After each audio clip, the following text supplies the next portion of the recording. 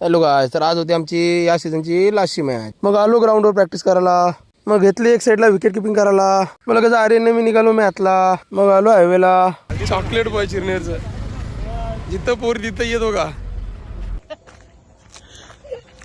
लगेच बसलो गाडी. नाही यांचं सगळे येडे चालू झालं. मग आलो सीएनजी पंपावर. इकडे साहिलला कोण भेटली काय माहिती, नुसता फोन मध्ये चॅटिंग करत होता.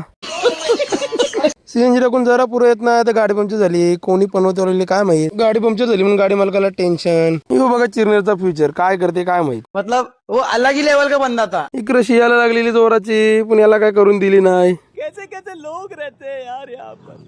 मग पोचलो ग्राउंड वर. इकडे बघते ते सगळे प्लेयर फ्लिपफ्लॉप घालून आलत, सगळं प्रोफेशनल. मग लागली पहिली मॅच, ती जिंकलो. याला भेटली मॅच नियो गेला कोणा तरी सांगायला. इकडे आमचा 12 प्लेअर बघून सगळी विचारण पडलेली. इकडे हॉटेल सगळं बंद झालं तर बुर्जी बघ व्हायला लागली. यो बघा काहीतरी तर आहे. मग इकडे घेतली मॉन्जिन पेस्ट्री खावाला. एक मॅच जिंकलो म्हणून दुसरी मॅचला पण तुला विवेक आला.